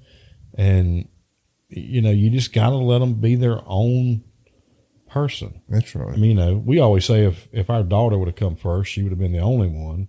But she's built like me and Mom both combined. I think that's our consensus. She's 100% independent. She wants to do everything herself.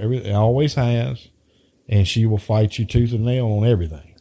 But love her to death, do anything for her. But I think, I've got one that I claim that's 17, and then my 2-year-old. But watching both of them grow up, I think girls are probably a little more strong-minded as far as wanting to be independent than boys are. I don't know. Maybe I'll change my mind if I do have a boy, Billy. But I mean, just boys are big, mama's boys for the longest time. We still ain't got over that stage yet. I'm still a mom. I'm a mama's man. What you talking about? I think we all are at the end of the day. Most of them. That's just how it is. You got mama's boys and daddy's girls. We have a running joke in our household. It's 4 of us. It's me and my sister are biological, and then my younger 2 brothers are adopted from Russia. And we always say that the oldest and the youngest is the mama's boys, and the two in the middle is the daddy's kids. Because I mean, which would be my sister and my oldest youngest brother, or oldest young brother, and it's like, you know, my dad will do anything for them. You know, if they need a shoulder to cry on, or if they need, you know, a bathtub unstopped, he'll go and he'll do anything for them. But you know, but for the oldest and the youngest, you know, we're kind of like the outlaws or whatever. And what's crazy is the oldest one of the 2, you know, me and him are exactly 10 years and a day apart. So I was born in January and he was born in January, but a day after, 10 years and a day. So I'm one day and his is the next day. And, you know, me and him share a passion for hunting. What's funny is I used to take him everywhere with me when I was running around in high school. A chick magnet, man. Nothing hotter than you take your little brother around. If it was your younger brother, or if it was your friend's daughter or kid. Oh yeah. I used to borrow when I was growing up. I used to borrow my friend's daughter and take her to the mall, push her around in the stroller. Yes, sir. I mean, dude. Yes, sir. It's legit. It is. It is. Women attract to a man that has a young kid with him, and that's fact. It doesn't matter if it's your brother, your sister, or somebody else's kid. Yeah, because naturally women gravitate towards those men who can take care, father figures. Yeah, exactly. Yeah. Who can support? Who can? They look at it in a lot of different ways. It's somebody can support me, take care of me, and somebody's going to take care of our kids if we get to that point we have kids. Yeah. You know, the craziest thing about being a dad, I think, for me is watching the psychology of it all. Like me and my wife we're polar opposites when it comes to emotions, and God bless her. And that's probably one of our biggest hurdles is just, as me, I'm just I'm an Iraq veteran. Like, not much bothers me, not much gets to me. You've seen and been witness to a lot of things that most people never have, never will. Yeah. Exactly. And for her, like, she's more of a perfectionist. I'm more of a, we made it. You know what I mean? Let's get it done. Got it done. Let's move through it. So it's funny, and nothing's more apparent as to when a kid falls down or something, or maybe hits her head or something. If the mama's in the room, you get that. Yeah. Are you okay? And when the kid sees that, immediately they start feed crying. off of that emotion. When mom's not around and I do it, they look up at me and I'm just, and they won't. You know what I mean? It's crazy. I tell my little girl, I say, "Come here and let Daddy kiss it." And she'll walk over there and I'll kiss it, and she'll go on about it. But Claire falls down, shake it up, baby. She'll shake it off, and then she'll walk away. Yep. It's crazy. Yeah, it's crazy. You know, but I mean, stuff like that, small stuff. But it's good. You know, kids need different emotions. Kids need those loving, caring, empathetic emotions of the mom, and they need those. But even still, it's kind of crazy when it comes to discipline side of things. I'm kind of a pushover, and she's one of the ones who gets on their cases. You know what I mean? That's how we are at home. Well, that's what my daughter, when she gets in trouble, and you know, we say spank, but it's more of just a kind of a little pat on the hiney just to let her know, hey, don't do that. But she'll do something, and my wife will say, "Does Daddy need to spank?" Mama. She wants Mama to spank because she knows Mama. You know, Mama's a little softer. Yeah, a little softer, or her hands ain't quite as big. But I mean that's and that's biblical too. If you believe in the Bible, you know it says, "Spare the rod and spoil the child." But I mean it's my daughter. All I have to do is change the tone of my voice, and she knows that she's in trouble. All Daddy has to do is get real deep, and she turns around and looks, and she's like, and she's kind of getting to that stage where she might be getting ready to pull 20 books off a shelf, and Daddy will say, "Charge Shay," and she'll look at me and she'll keep pulling. I was like, keep trying it. How far can I go? How far can I go? But when Daddy puts that leg rest down on the chair, mama. But no, it's been an amazing, I mean, parents these days, we're in such an uphill battle. I mean, you're facing so much in the world. I mean, so much negative influence, so much perversion. Well, and you have to work too. Both parents are working. Most households, most 9.9 out of 10 households, most parents are working. So you have somebody else raising your kids. I mean, this is straight up. I mean, me and my wife work. She works with Josh Grace's wife, and and so and I work. Now I have the ability to be able to go eat lunch with my daughter whenever I want to, and try to spend time with her during the week because I work so much. But it's hard to instill your values in your kids when you only see them for about 3 to 4 hours before they go to bed, and then 20 minutes when you're taking them to the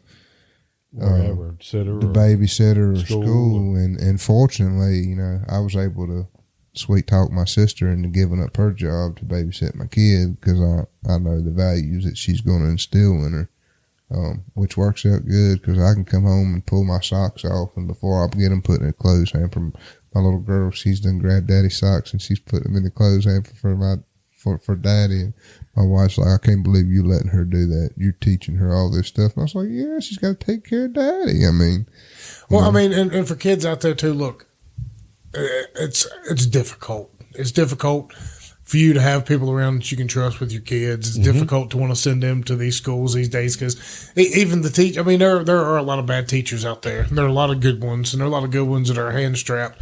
And until we can figure out a way to get everybody on board to be able to stick our finger up at the system and say piss off, you got to do what you got to do. So even if you can't be there, try and encourage you to stick around family. Find family that can help out, chip in. It takes a community, really, like instill those values back into your kid by doing the same yourself. Help your family out, help your aunts, uncles, grandparents, and then maybe they can. Or somebody else's kids, your friends. I mean, we have a lot of friends on our street. I mean, we don't have little kids anymore, but we have some folks on our road that have some smaller, younger children, 7, 8, 9, 10 years old. And, we're always willing to chip in and help and take them somewhere, do something with them. You just got to find people that, like you said, that you trust. Build communities, or get out there, talk to your neighbors, meet your neighbors, go out and do these things. And, because at the end of the day, you still have to come home and you all have to deprogram yourselves. Families, kids, parents, everything, there's a lot being thrown our way. But if we can, communicate in the right fashions, if we can find these groups on social media that keeps us talking and communicating and find ways to better our kids, better our community, and teach them the right things, we'll eventually break away from this kind of stuff. But, as it stands, find family, find friends, keep the people that you're going to have your kids around have the same values as you. Mm-hmm. Well, we live in a different time in society than when us three grew up and our parents grew up. The neighborhood I grew up in, I don't think that my parents would have had any quarrels, qualms, or anything negative to think about me going into any house in my neighborhood. Mm. Whether they had kids, didn't have kids, were an older couple, the kids had moved away, if there's a younger couple that didn't have kids yet, if we all kind of hung out, and I don't think they would do that. Now, would I necessarily want my daughter or my niece walking into every house on my road? I don't know. I don't know all of them. No. Back when I was growing up, we knew everybody. Yeah, you had to sit on the front porch. Society. Yeah. That's like I've said it before. Growing up, farming was. I grew up with 5 dairy farms within a mile of where my house, and And I'd get off the school bus, grab my bike, and away I went. Yeah. 90% of the time, my grandma didn't know where I was going. And if I wasn't home before dark, she started calling. When the lights come on, or when the street lights or whatever, the barn light come on. My wife grew up like you did. She grew up on dairy farms and stuff, but I didn't. I mean, I grew up in a neighborhood in town, not out in town, but outside of town. I can remember one night, it was chopping season, and old Dave Bauer, he was chopping over next to my house, but I disappeared. And I was in the tractor with Dave. I was having a ball just listening to that tractor talk. And, it done got to be like 10 o'clock. And all of a sudden this black pickup comes rolling through the field. And he sails out of the truck, grabs me. Time you get home, boy. And I said, well, I told Grandma where I was going. We done moved to a different field. I forgot all about it. Grandma didn't know where I was at. She didn't know who I was with. She just knew that I was going to such and such's place. Well, we got done chopping there. There wasn't no tractor in that field. And there wasn't no tractor in that field. And so she done called the man. She done called the preacher man, and he come and got me. Anyway, she said, well, such and such is over there chopping. He probably with him now. And I just remember on the ride home, he's like, boy, you got to let your grandma know. And I was like, well, I did let her know. We just happened to move to a different field. And wasn't no cell. You couldn't text her. No. And I'll never forget the old black Dodge. And, we had a conversation, and he said, well, Benz, we got the stern talk out of the way. Let's have a little bit of fun. And I remember hearing the truck rev up, and then it died out, and then he turned the key back on, and big old backfire did. Boom. That, to me as a kid, that just, little stuff like that sticks out to me, And so I was like, well, for a preacher, he's pretty cool. He can make his truck backfire like that 10 o'clock at night, waking the neighbors up. Because, that thing, it rocked the truck when it done that. But, and that's like my little girl. And here's why I say she's geared more like towards me. When she was 2 months old, she got real fussy. She went about a week here. Just almost like colic. And, she just, you couldn't hardly please her. And we left my mom and dad's and was in my 7.3, and it's straight piped, loud as snot. And, was pulling out on Boone's Mill Road, and I had just enough room to squeeze my truck out and hammer down. And she's back there fussing. And I pulled out and hammered down. I was going through all the gears, and I grabbed fourth, and I looked back, and she's back there laughing. She's back there laughing. And a couple weekends after that,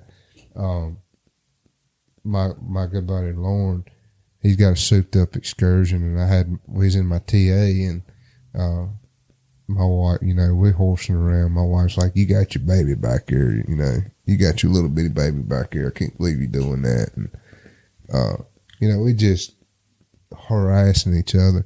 Anyway, we pulled out, and I stomped that thing, brought her around sideways, and grabbed second gear, and just kept her sideways. And I could hear Charlie back here just laughing, loving it up. And the thing, I let go of it, and it kind of come back and hooked up. And the more it shook and the louder it was, the more she laughed. And the lawnmower, that's it. Like at a year old, she figured out how to make our zero turn go.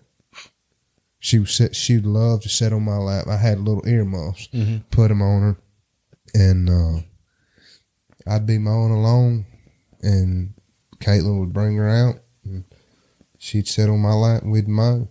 And she figured out. So now, last year, the very end of last summer, she would get on the mower with me, and I would just sit on the mower, and I'd take your brake off, and she'd reach over and grab one, and she'd reach over and grab the other, and she'd push it forward, and she'd pull it back. And we were taking the chickens feed one day, and she was just sitting. I kind of had her in my arm right there, and she's just sitting in there. And we're going down, and she was bent over playing. She's trying to push buttons and stuff, and lawnmower blades come on. She done figure out. She done seen Daddy turn the blades on and off enough. She knew what they did. She wanted to mow grass. I mean, just. Well, I think as men, we've got an important role moving forward because for whatever reason, everything that is good about being a man is under fire here. Oh, yeah. Well, anything about being a woman is under fire, too. I mean, either way you flip a coin. Being what we would deem a normal human being. Yeah, basically. Basically just being a regular old human being. Women are under attack. Women are under attack. I mean, their sports are under attack with swimmers and... UFC, there's MMA fighters out there, like a male MMA fighter's going out there and crushing women's skulls. Like, you know, I mean, why would you sign up for that fight as a female? Like, y'all have to bind in moments like this and say nobody's going to fight the person, nobody's ever going to fight them, so they will cease to exist. I don't see that women joining men's UFC. No, and none of it happens in reverse. None of it. You don't. There's no woman to man NBA player. There's no woman to man Major League Baseball player. It doesn't make any sense logically. It's not going to happen. But you'll have men that go down and will play women's sports. Why? Because genetically, men they're just stronger. We want to talk about trust science and stuff like that. But can you imagine? Again, I'm a little bit older than you, but if you and I were back in high school and we said we wanted to sign up to play women's volleyball. Well, we would have caught in high school from the other fellas, guys. Well, not to mention the volleyball players would have whooped my high because I'm not good at volleyball. But maybe basketball. Actually, but we're not. Do what you want to, but I mean, like we said, I mean, don't ask me to participate in your fairy tale. Yeah. That's it. Men are under attack for their masculinity, and women are under attack. For their femininity. For their femininity. That sounded like something off of Finding Nemo. I can't believe that rolled off the tongue as well. Got deep right there. Yeah, man, that's a college education. How could you as a person get satisfaction, whether you're transgender, whatever you want to call yourself, get satisfaction out of going out? You spent 3 years in college and you've lost everything you've ever done in swimming.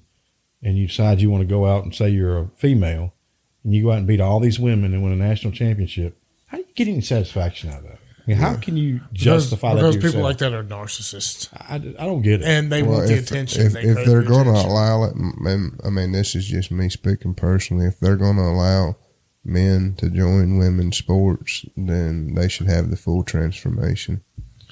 I mean, I'm not sure that person didn't. No, they didn't. No. I mean, that's just my personal opinion, and I'm not. I mean, like I said, but still, you're going to be biologically. No, you still have the advantage. You still have the advantage, but I think his point is really go through with it, cut it off. Yeah, cut it off. Yeah, they'll just do this but men. I mean, like seriously. Be men. Go out there and raise your kids right. Talk to other kids that are around you and tell them to do right things. I love that saying. I love that saying. What's that? Anybody can be a father, but if you're gonna be a daddy, pull your britches up and be a man. Yeah. Oh yeah.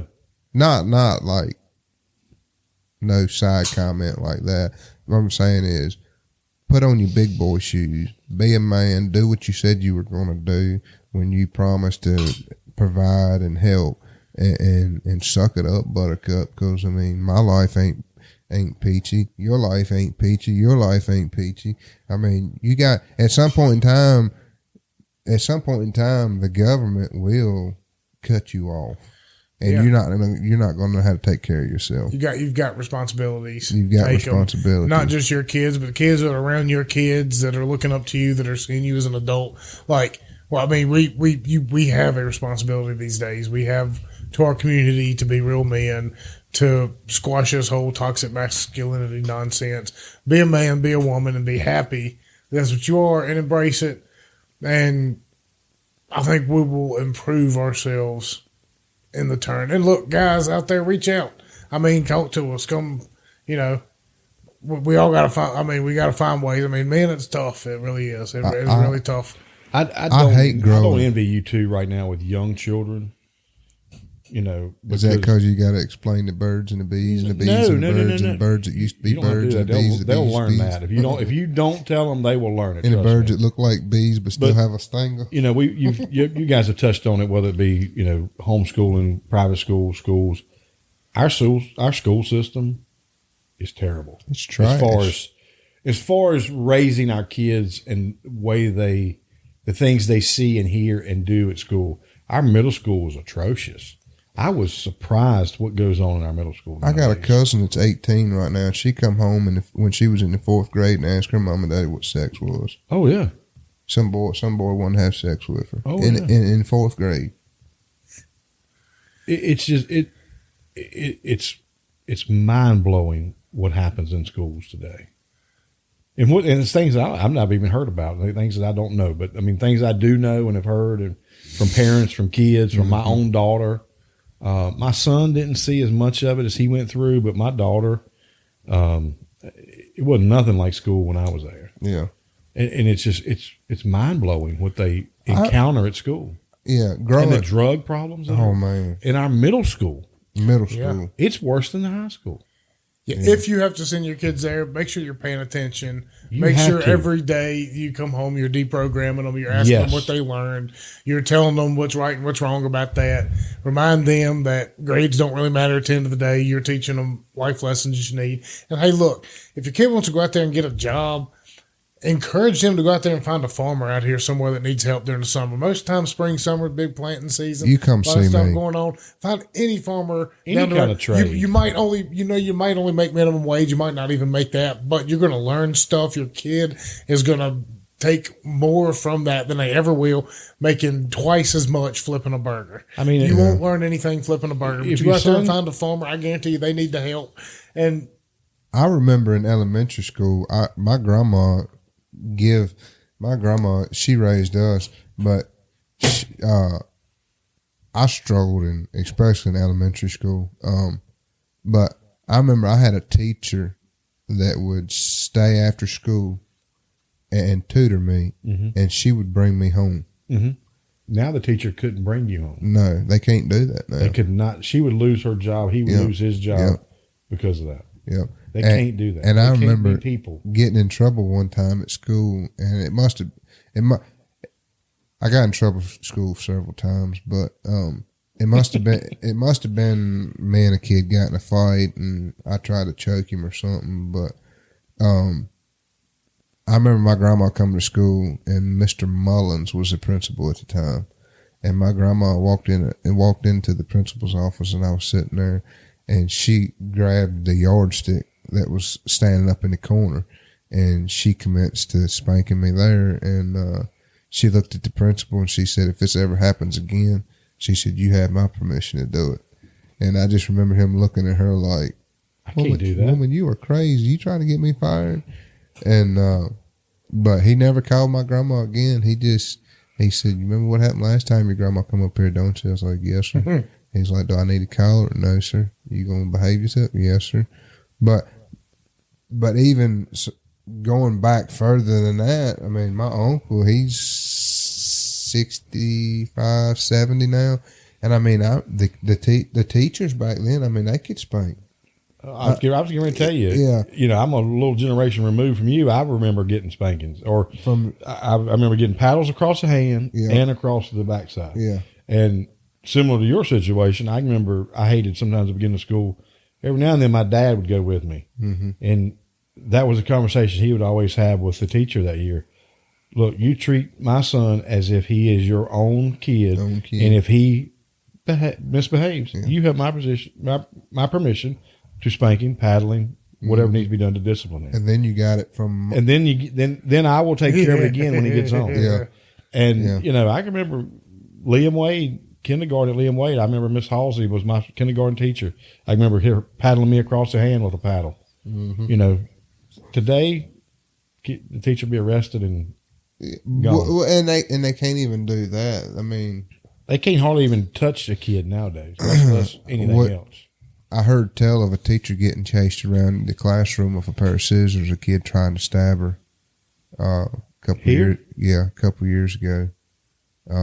That wouldn't surprise me. And I mean, she can't even defend herself. She can't even defend herself.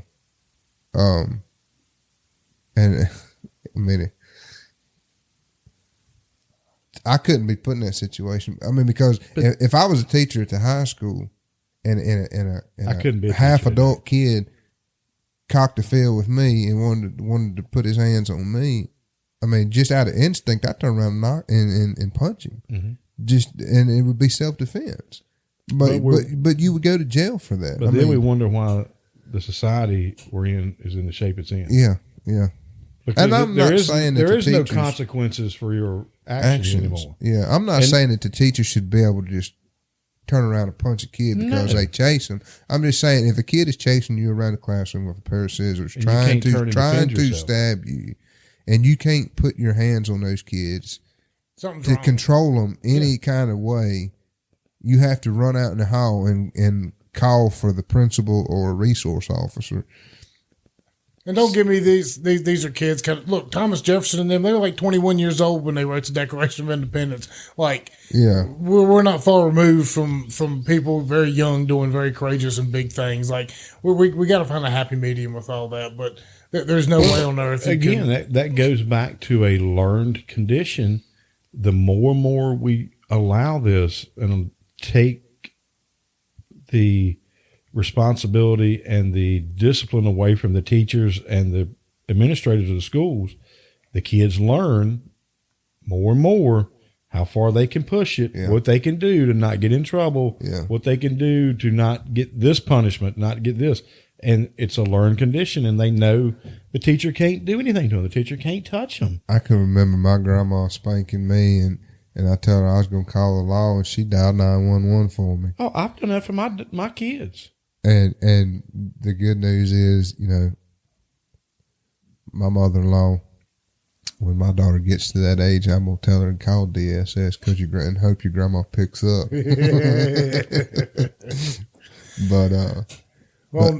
Man, it's, look, you know, just what are we as at? a dad, look, I got a lot invested here, and it's not just my kids, it's all y'all's kids out there. Like, we got a future we got to start protecting. You know, we got to find ways to do it. We got to keep having these conversations. We got to keep talking about it. I want my kid to grow up in a good world, like most of y'all want y'all's kids to grow up in a good world. So this isn't just for my kid; it's for y'all's too. Because we got to start leaving better kids for our planet. My kids don't be standing on the rock alone. There needs to be other kids out there that are going to be with them. So sounds like a good place to stop because we can finish this conversation. We can keep on going about it. We will. We'll have other talks like this. Before we get out of here real quick, this week, Tuesday and Thursday, Town Council, be up there. Check out our page. We just shared it. Meeting. They're having sessions. We're going to talk about the proposed budget and some things they're trying to. So these two sessions on Tuesday and Thursday, you get to go up there and listen. And then I think May 1st, May 2nd, one of those 2 days, then you can have input. We're to go up here and talk about this food tax and everything like that. So check that out. Check us out this Saturday. Come down to the Moonshine Heritage Festival. Come hang out. Come jump on the mic. Come talk to us. Come see us. Should have a pretty good time with that. Patreon.com/GetOnTap if you want to subscribe. We're revamping that whole side of things, and hopefully we'll get back up and going here in the next week or two, trying some new things out. But, you know, you're supporting us. You're helping Simon get his chauffeur to get his old ass back down here when he needs it. Simon needs a few more things than just a chauffeur. I was going to say, it sounds like he needs somebody to come help him eradicate his coyotes if he's running out there in his box. He probably needs somebody who knows how to shoot a rifle, honestly. Yeah, I mean, well, we know the British weren't too well at that. No. And haven't learned, I don't think, since then. No, I don't think so. I mean, and what's worse is, you know, he's able to shoot more rounds than his ancestors was, and he still can't hit the darn coyote. Outside of a barn, I'll tell you. Yeah, I mean, you know, we're talking about the people that came to war wearing these bright red coats and stood in a line. Yep. But yeah, I mean, when he decides to quit playing around, you can holler at your boy Simon. We can take care of that coyote. Yeah, come find us. We'll let you know. Yeah. So in the meantime, once again, Patreon.com/GetOnTap, Cash App, Venmo, Get on Tap. PayPal, WB Riddle. Thank you for everybody out there that supports us, keeps us going. Chris, Carter, appreciate the hell out of y'all. Yes, sir. Yes, sir. Thanks for the invite back. Hopefully, Carter, hopefully in a few weeks we can get you back on here with Abe for sure. And then we'll start planning on that fall situation. Good. Yeah, I'm hoping we can get Dr. Cole lined up from Homestead Creamery. That a lot of that has been delayed because of me. We've been increasingly getting busier and busier, and that's a good thing. Letting it fall through the cracks. And we've got we're hoping here for long we can have Dr. Cole from Homestead Creamery. We can have Daniel Austin. I can't remember the name of his business. I should, because I buy a feed from him. And then a real special guest, Chase Scott from KC Meats and Farms, and have him on talk about, raising their kids and meat processing plant that they put in. And he has put in a very nice facility. Yes, dude. When you walk in this thing, their kill floor, it's air conditioned. So when the morning they get ready to start killing, he flips the air conditioner on and it has it down to 50 or 55 degrees. When the animal walks in, so that the meat is already started cooling before they even. If you haven't been up there, you need to go up there and check it out. It's neat. And it's a small. I mean, it's a smaller unit. It's not made to process like these big guys. So you get your quality, and it's he can explain more why he done it, but he wants to be able to help local people out with their meat processing, and he's USDA inspected now. So I used to cheat off him in high school. I was pretty good. Pretty smart at that. Yeah. Hey. But ain't cheating, ain't trying. We're hoping that we can get those three on. Ain't cheating unless you get caught. Exactly. Yeah, we got a bunch of cool people coming up in the future. We talked to Chris Hodges over there at Floyd Fest. He's going to come on here, and that'll be a good one. Like I said, Spike coming up in the future, Moonshine Show. A lot of really good people. I'm excited for the Spike Cohen show. So for everybody out there, we certainly appreciate your time. And once again, patreon.com/getontap. Become a subscriber for these big upcoming shows. You'll get the hookup. All right. Riddle me this. Take it easy. Bill. He's going to cut that one out.